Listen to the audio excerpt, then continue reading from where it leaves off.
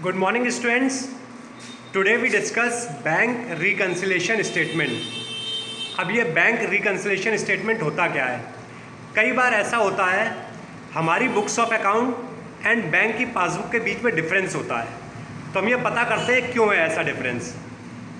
Logically जो हमारी books में बैंक बैलेंस है वही हमारी पासबुक को शो करना चाहिए, लेकिन जब वो नहीं करता तो हम रिकन्सिलेशन स्टेटमेंट बनाते हैं. देखिए, जो बैंक बैलेंस होता है वो एक करंट एसेट होता है, और अगर पॉजिटिव बैंक बैलेंस है तो डेबिट होगा, अगर नेगेटिव बैंक बैलेंस है तो ओवरड्राफ्ट होगा. यानी कि हमने बैंक में जितना डिपॉजिट था उससे ज़्यादा निकाल दिया है, अब हमको बैंक को लौटाना है. ओवरड्राफ्ट जो होता है वो लायबिलिटी हो जाती है ऑर्गेनाइजेशन की बुक्स में. बैंक की बुक्स में जो डिपॉजिटर है, जो पैसा जमा कर रहा है, वो एक क्रेडिटर या लेंडर की तरह है. मतलब हमने बैंक में पैसा जमा किया, बैंक को हमें पैसा लौटाना है, तो बैंक के ऊपर अब हमें करंट लायबिलिटी है अगर हमारा वहाँ पे सेविंग या करंट अकाउंट है. पॉजिटिव बैलेंस होगा हमारा तो हमारी पासबुक क्रेडिट एंट्री दिखाएगी.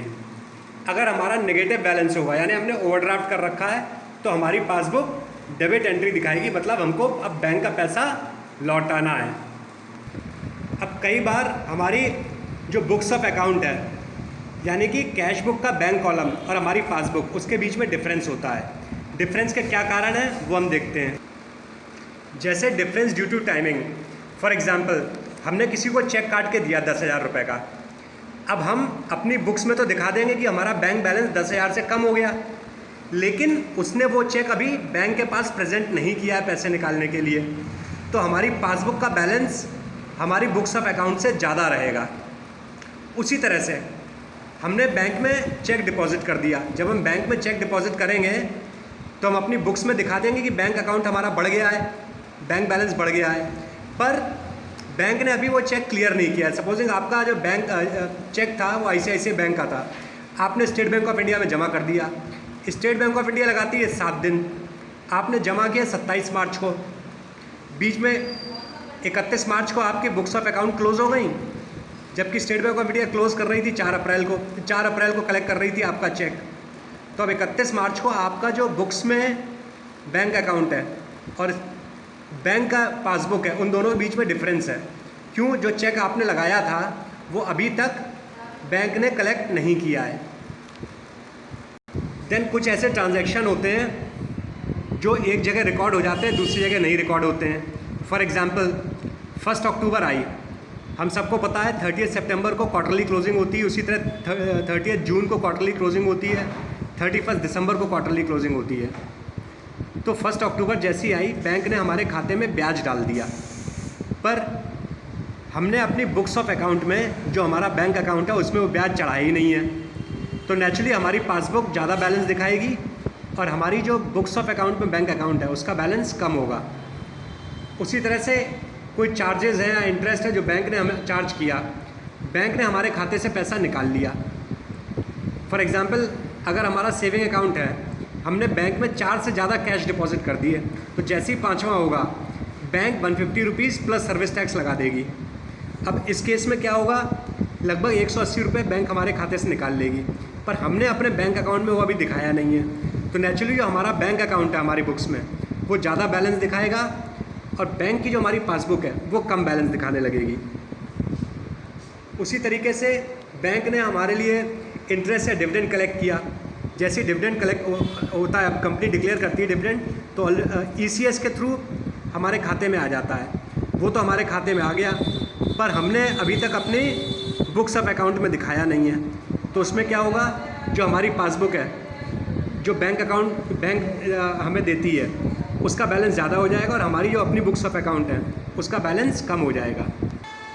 अब बैंक ने हमारी इंश्योरेंस पॉलिसी या बिजली का बिल पे कर दिया, जैसी ड्यू डेट आई बैंक से पैसा निकल गया, पर वो हमने अपनी बुक्स ऑफ अकाउंट में बैंक बैलेंस में कम नहीं किया है, क्योंकि वो तो तब हम कम करेंगे जब हमें पता चलेगा, या SMS आया हमने देखा नहीं, मेल नहीं खोली, तो नेचुरली हमारी पासबुक का बैलेंस और हमारे बैंक अकाउंट का बैलेंस टैली नहीं करेगा.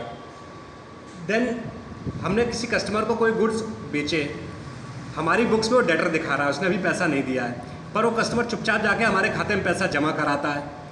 तो इस केस में क्या होगा, हमारा जो बैंक अकाउंट की पासबुक है उसका बैलेंस और हमारे जो बुक्स ऑफ अकाउंट में हम बैंक अकाउंट मेंटेन कर रहे हैं उनका बैलेंस अलग अलग हो जाएगा। चेक डिसऑनर हो गया, हमने बैंक में चेक जमा किया था, अपनी बुक्स ऑफ अकाउंट में दिखा दिया कि साहब हमारा चेक जमा है, पर जिसने चेक दिया था बैलेंस नहीं था, सिग्नेचर नहीं मैच हो रहे थे, डेट गलत पड़ गई थी, कोई रीज़न था, चेक डिसऑनर हो गया। अब उस केस में क्या होगा, जो हमारी पासबुक है बैंक की पासबुक, उसका बैलेंस कम होगा और हमारी जो books of account bank account है उसका बैलेंस ज़्यादा होगा।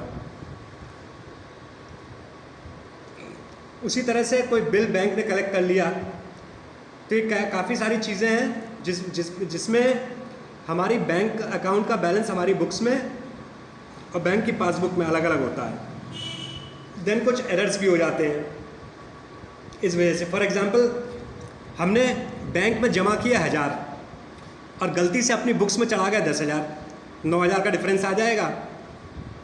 देन हमें चेक मिला, वो चेक हमने अपने बुक्स में बैंक अकाउंट में दिखा दिया पर वो ड्रॉर में पड़ा रहा, तो नेचुरली हमारे जो बैंक की पासबुक है उसका बैलेंस कुछ अलग ही दिखेगा। तो इस वजह से हम बैंक रिकन्सिलिएशन स्टेटमेंट बनाते हैं दोनों को मैच करने के लिए। अब ये जैसे एक पासबुक है, पासबुक विड्रॉल और डिपॉजिट दिखाती है, withdrawal debit entry, deposit credit entry. क्योंकि पासबुक बैंक हमको एज अ क्रेडिटर ट्रीट करती है, तो जब भी हमारे खाते में कुछ पैसा आता है, हम बैंक में पैसा जमा करते हैं तो पासबुक क्रेडिट एंट्री दिखाती है, निकालते हैं तो डेबिट एंट्री दिखाती है और फिर नेट में दिखाती है क्या बैलेंस है। अगर डिपॉजिट ज़्यादा है विड्रॉल से तो क्रेडिट बैलेंस है, विड्रॉल ज़्यादा है डिपॉजिट से तो ओवरड्राफ्ट हो जाएगा, डेबिट बैलेंस आ जाएगा। अब जो कैश बुक का बैंक कॉलम है या बैंक अकाउंट हम मेंटेन कर रहे हैं, उसमें हम सारी डिपॉजिट दिखाएंगे डेबिट और विड्रॉल दिखाएंगे क्रेडिट, क्योंकि बैंक हमारा करंट एसेट होता है। रिकन्सिलिएशन स्टेटमेंट दो तरह से बनता है। हम सबसे पहले कैश बुक से शुरू करते हैं। कैश बुक से शुरू करने के बाद वो चीज़ें हम ऐड करते हैं जो कि हमारे बैंक अकाउंट का बैलेंस बढ़ा रही हों। हमने किसी को चेक दिया, उसने प्रेजेंट नहीं किया, तो हमने अपनी बुक्स में तो कम कर लिया, पर हमारे बैंक बैलेंस में या हमारी पासबुक में थोड़ी ना कम होगा, उसका तो बैलेंस ज़्यादा ही होगा, तो इसलिए हम उसे ऐड कर देंगे। उसी तरह से वो चीज़ें माइनस कर देते हैं जो कि हमारी पासबुक का बैलेंस कम कर रही हैं। हमने कैश बुक से शुरू किया है, बैंक ने हमारे बिहाफ पे LIC की पॉलिसी पे कर दी, तो उस केस में क्या होगा, हमारी जो कैश बुक का बैंक कॉलम है उसका बैलेंस ज़्यादा होगा पर बैंक की पासबुक का बैलेंस कम होगा। तो इससे क्या होगा, अब हमें अगर कैश बुक का बैलेंस पासबुक के बराबर लाना है तो क्या करेंगे, जो LIC की पॉलिसी बैंक ने पे की है उसको हम माइनस कर देंगे। तो ये तो था, हम कैश बुक से शुरू किया और हमने बैंक की पासबुक तक लेके गए। अब हम देखेंगे, हम बैंक की पासबुक से शुरू करेंगे और अपनी कैश बुक तक लेके जाएंगे। हमने पासबुक का बैलेंस लिया, अब वो चीज़ें हम ऐड कर देंगे जो कि हमारी कैश बुक का बैलेंस बढ़ा रही हैं। जैसे हमने किसी को, जैसे हमने कोई पेमेंट कर दिया बैंक से डायरेक्टली, बैंक ने डायरेक्टली पेमेंट कर दिया, उस केस में क्या होगा, बैंक का बैलेंस कम होगा पर हमारी जो कैश बुक होगी या बैंक अकाउंट जो हम अपनी बुक्स में मेंटेन कर रहे हैं उसका बैलेंस ज़्यादा होगा। तो अब हम क्या करेंगे, क्योंकि हमने बैंक की पासबुक से शुरू किया है, हमारे कैश बुक का बैंक बैलेंस का बैलेंस ज़्यादा है तो हम उसे ऐड कर देंगे। जैसे हमने बीमा की किस्त बैंक से ऑटोमेटिक निकल गई है तो उसको हम ऐड कर देंगे, तभी हमारा कैश बुक का बैलेंस आएगा, क्योंकि कैश बुक का बैलेंस पासबुक से ज़्यादा है। अब हम वो चीज़ें माइनस कर देंगे जो कि कैश बुक का बैलेंस कम कर रही हैं। जैसे हमने किसी को चेक दिया, वो चेक उसने अभी बैंक में नहीं लगाया है, यानी बैंक से पैसा नहीं निकला है, पर कैश बुक में तो हमने कम कर दिया कि हम 10,000 हमारे कम हो गए। हमने पासबुक से शुरू किया, अब कैश बुक का बैलेंस लाना है तो हम वो चेक माइनस कर देंगे पासबुक में से, तो हमारा कैश बुक का बैलेंस आ जाएगा। बैंक रिकन्सिलिएशन स्टेटमेंट दो तरह से बनता है।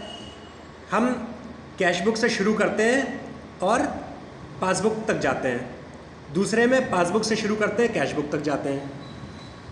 तो कैश बुक से शुरू करेंगे, पासबुक तक जाएंगे, और उसमें भी दो तरीके हैं। पहले में हमारी कैश बुक में बैंक का पॉजिटिव बैलेंस है।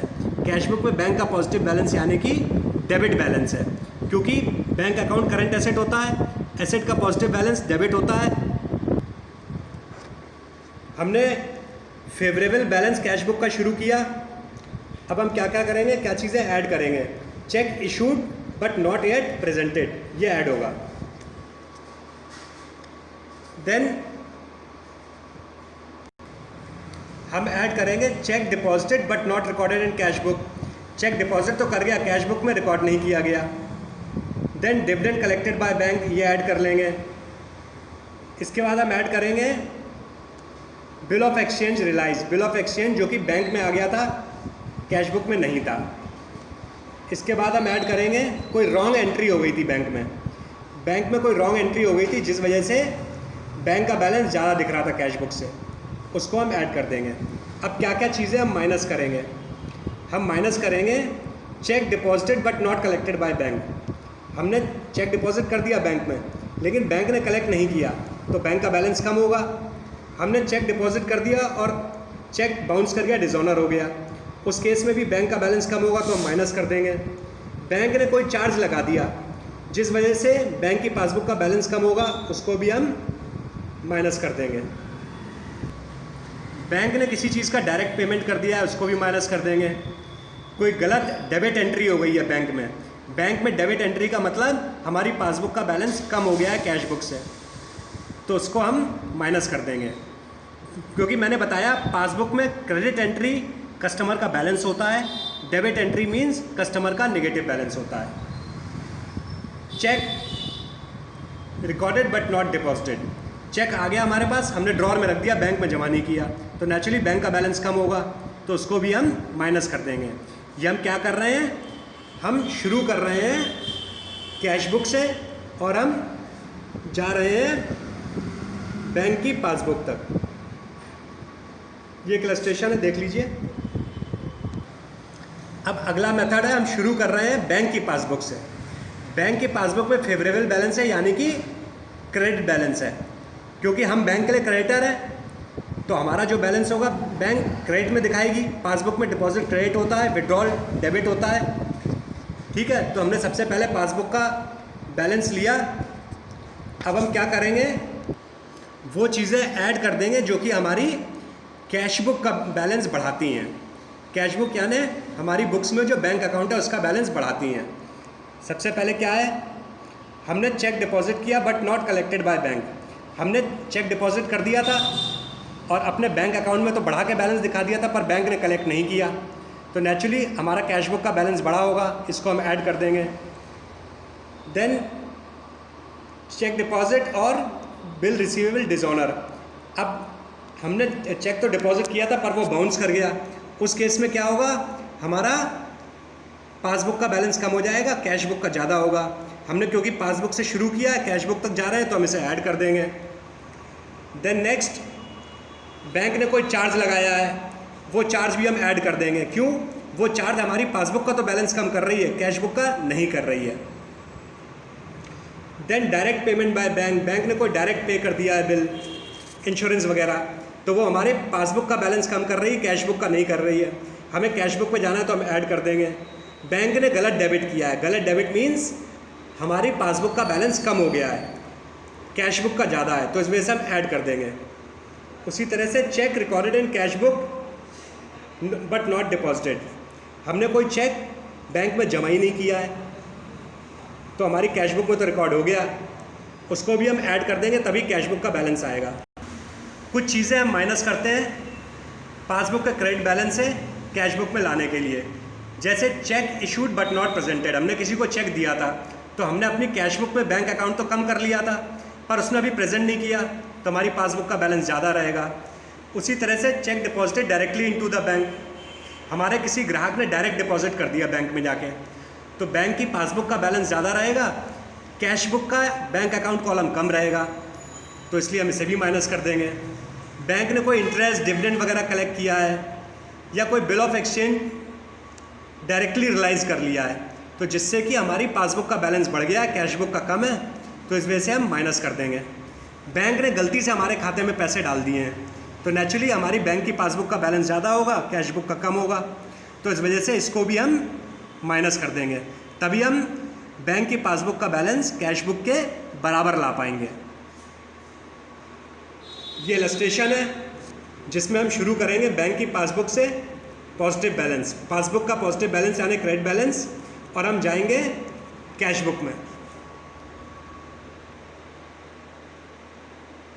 ये देख लीजिएगा जो रूल्स हमने पढ़े हैं, उसके बाद ये हम पासबुक से शुरू किए और कैश बुक तक आ गए। तीसरे केस में हम शुरू कर रहे हैं निगेटिव बैलेंस से। निगेटिव बैलेंस हमारी कैश बुक के बैंक अकाउंट का, निगेटिव बैलेंस कैश बुक के बैंक अकाउंट का यानी कि क्रेडिट, क्योंकि बैंक का पॉजिटिव बैलेंस करंट एसेट होता है, बैंक का नेगेटिव बैलेंस करंट लायबिलिटी होती है, मतलब हमको बैंक को पैसा देना है, और लायबिलिटी में हमेशा क्रेडिट बैलेंस होता है। गोल्डन रूल ऑफ अकाउंट एक बार रिवाइज करके देखिए आप। तो हम बैंक की कैश बुक बैंक अकाउंट से शुरू कर रहे हैं जो कि नेगेटिव है यानी कि क्रेडिट बैलेंस है। अब हमको कैश बुक तक जाना है, तो हम जो चेक डिपॉजिट हो गया है लेकिन अभी कलेक्ट नहीं हुआ है, उसको हम ऐड कर देंगे, तो इससे हमारा बैलेंस थोड़ा बढ़ जाएगा। Cheque recorded in cash book but not deposited, cash book में डिपॉजिट रिकॉर्ड हो गया लेकिन डिपॉजिट नहीं हुआ है, वो भी ऐड होगा। Then bank charges charge by banks not recorded in cash book, ये भी ऐड होंगे। इंटरेस्ट चार्ज बाय बैंक, ये भी ऐड होगा। Direct payment by bank as standing instruction, ये भी ऐड होगा। रॉन्ग डेबिट एंट्री ऐड होगी। Cheque issued but not recorded in cash book, ये भी ऐड होगी।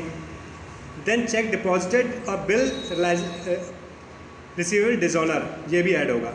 अब हम माइनस क्या क्या करेंगे? Cheque issued but not presented for payment, then cheque deposited directly, then interest allowed by bank not recorded in cash book, dividend collected wrong credit. Lastly हम add करेंगे cheque deposited but not recorded in cash book. इससे क्या होगा, हमारा जो negative balance था cash book का, उसको जब हम बैंक से टैली करेंगे तो उसमें भी देखेंगे हमारा क्या बन रहा है, एंड में नेगेटिव आ रहा है या पॉजिटिव आ रहा है। ये एक इलस्ट्रेशन है टी.एस. ग्रेवाल का, ये इसका सॉल्यूशन है।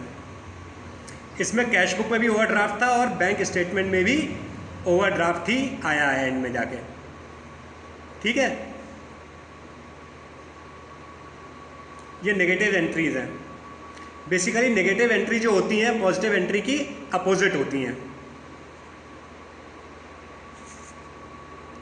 यहाँ पे हम शुरू कर रहे हैं negative entry in bank passbook यानी ओवरड्राफ्ट। बैंक के पासबुक में अगर ओवरड्राफ्ट है तो डेबिट बैलेंस होगा, मतलब हम जो अब बैंक के लिए क्रेडिटर थे या करंट लायबिलिटी थे, अब हम बैंक के लिए एसेट बन गए हैं।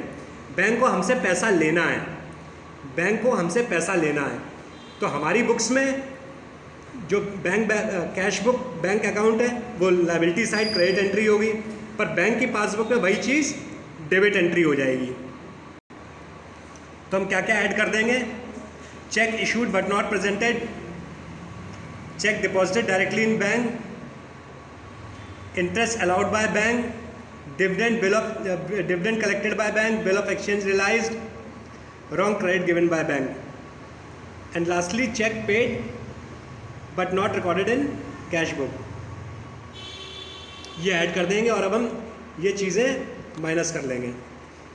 Check deposited but not collected, cheque recorded in cash book but not sent for collection, जो चेक डिसऑनर हुआ वो बैंक चार्जेस, बैंक ने चार्ज लगाया वो माइनस कर देंगे। इंटरेस्ट चार्ज, रॉन्ग डेबिट, ये सारी चीज़ें हम माइनस कर देंगे। डायरेक्ट पेमेंट बाय बैंक ये माइनस कर देंगे। तो इससे हमारा आ जाएगा बैंक ओवरड्राफ्ट से हमने शुरू किया था पासबुक में यानी डेबिट एंट्री से, हम आ जाएंगे कैश बुक के ओवरड्राफ्ट पे, यानी कि हमारी बुक्स में बैंक की क्रेडिट एंट्री हो जाएगी। ध्यान रखिएगा कैश बुक में debit entry positive bank balance, cash book में credit entry negative bank balance, passbook में पॉजिटिव एंट्री क्रेडिट, पासबुक में नेगेटिव तो डेबिट। ये ध्यान रखना है हमने। ये हमारा इलस्ट्रेशन है और ये यहाँ पे आ गया।